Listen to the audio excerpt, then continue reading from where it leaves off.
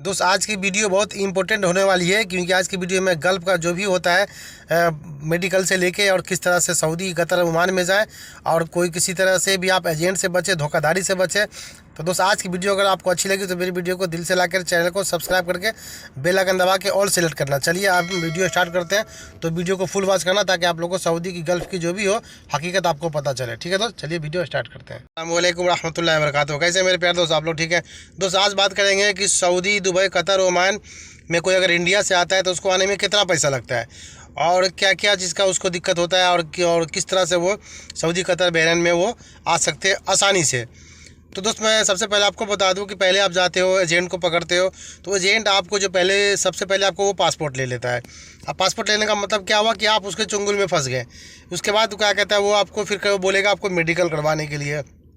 दोस्त मेडिकल जैसे ही आप फिट होते हो या अनफिट होते हो, तो जैसे आप अनफिट होते हो तो कोई कोई एजेंट क्या होता है कि एजेंट आपको बोलेगा कि टेंशन मत लो, मैं आपको पास करा दूंगा। तो इसका मतलब ये है कि अगर वो वहाँ से अगर आपको पास करा दिया किसी तरह करके सेटिंग करके, तो अगर सऊदी में, कतर, बहरैन, ओमान और दुबई कहीं भी आप जाते हो तो दोस्त फ़ॉरेन कंट्री में भी यहाँ मेडिकल होता है।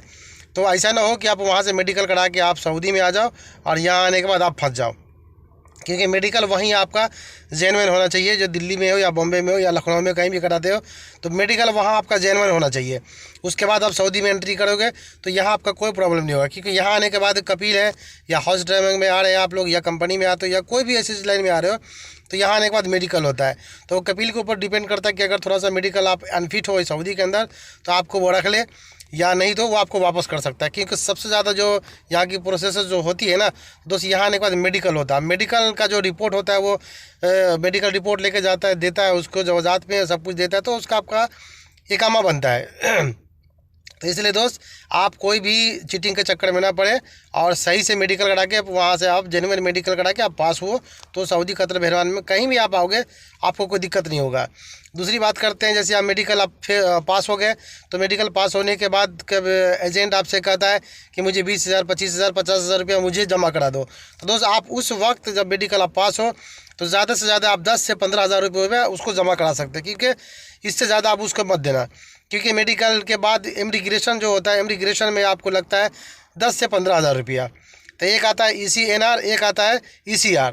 ठीक है, तो ECR वाला को इमिग्रेशन कराना पड़ता है, ECNR वालों को इमिग्रेशन नहीं कराना पड़ता है। तो मैं आपको बता दूं कि अगर कपिल एजेंट अगर आपको ज़्यादा जिद करता है तो 10 से 15,000 दे दो, नहीं मानता है तो 20,000 दे दो। 20,000 के बाद दोस्त आप उसको मत देना, क्योंकि हो सकता है कि कल को वो एजेंट आपका काम ना कराए और आपको फंसाते रहे और आपको परेशानी में डाल दे कि आज करेंगे आज करेंगे। तो इस वजह से दोस्त आप उसको पहले 20,000 दे दो या 15,000 दे दो। उसके बाद आप उसको बोलना कि मेरा जिस दिन मेडिकल फिर तो है ही है, जिस दिन मेरा टिकट, पासपोर्ट और क्या कहते हैं सब कुछ आपका, जिस दिन आप मुझे हैंड ओवर करोगे, यानी कि जाने से 1 या 2 दिन आपको वो सब कुछ हैंड ओवर कर देता है। टिकट, पासपोर्ट और जो भी चीज़ आपका होता है सब आपको वो दे देगा। तो उस दिन आप जिस दिन फ़्लाइट पकड़ोगे तो उस दिन उसको बोलना कि मैं उसी दिन आपका सारा पेमेंट करूँगा। तो जब सऊदी आने से पहले जो वहाँ एग्रीमेंट होता है, आपको एजेंट लेके जाएगा, एग्रीमेंट कराएगा। तो एग्रीमेंट में दोस्त सबसे पहले आप ये ध्यान रखना कि जो एग्रीमेंट वो आपसे करवा रहा है वो एग्रीमेंट में कौन सा काम है, कितनी घंटे ड्यूटी है, कितना सैलरी है। दोस्त ये आप ज़रूर ध्यान रखना कि ये चीज़ आप उसमें ज़रूर पढ़ लेना और पढ़ के बाद ही मतलब वो साइन करना।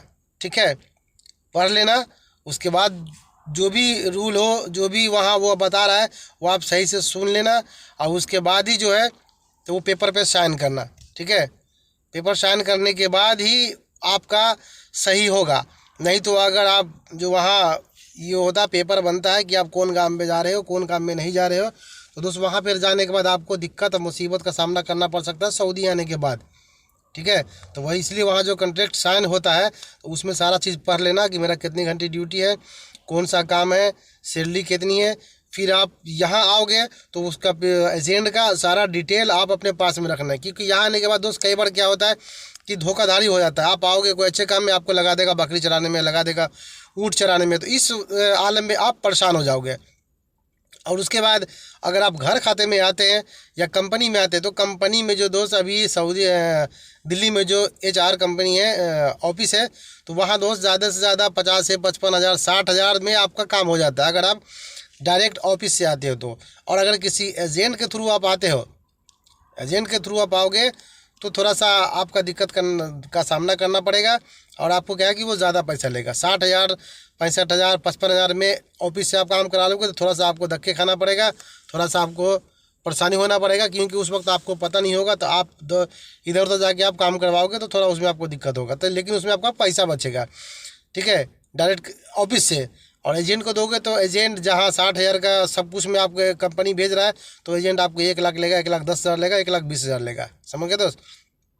उसके बाद अगर आप हाउस ड्राइवर में आते हैं तो दोस्त, हाउस ड्राइवर का क्या है मैं आपको बता दूं। हाउस ड्राइवर में अगर आप आ रहे हैं तो हाउस ड्राइवर में दोस्त, अगर आपका कोई दोस्त वीज़ा भेजता है तो वो फ्री होता है, उसमें कोई पैसा नहीं लगता है। बस ज़्यादा से ज़्यादा आपको आने में आपका टिकट कराना पड़ेगा, वो भी अगर कपिल नहीं दे रहा तो। नहीं तो ज़्यादातर यहाँ से कपिल टिकट भी भेजता है और वीज़ा भी भेजता है, हर कुछ देता है। बस सिर्फ आपको जो आने में घर से एयरपोर्ट तक का जो पैसा लगेगा वही लगेगा, और जो ऑफिस वाला जो अगर 5,000 10,000 जो चार्ज है वो अपना अगर ले ले तो वो लगेगा, ठीक है। उसमें भी क्या है दोस्त, कोई अगर दोस्त को अगर वीज़ा भेजता है तो कहता है मैंने वीज़ा 20,000 में ख़रीदा है, ये वीज़ा मैंने 40,000 में ख़रीदा। तो दोस्त ये झूठ बोलता है। क्यों? कि उसको कोई कपिल वीज़ा देता है तो वो फ्री में देता है, कोई किसी से ख़रीदता नहीं है।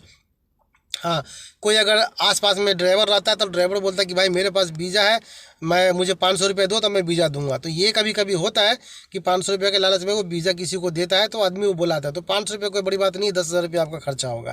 लेकिन कोई अगर आपको 1,000 मांग रहा है, 1,500 मांग रहा है कि मेरी एक सैलरी दो, तो दोस्त उसको ऐसा काम मत करना, ठीक है। तो मेरी बताइए दोस्त, अगर इन्फॉर्मेशन अगर आप लोग को अच्छी लगी हो तो मेरे वीडियो को लाइक करके चैनल को सब्सक्राइब जरूर कर लेना, ठीक है दोस्त। चलिए वीडियो एंड करते हैं। खुदा हाफिज़।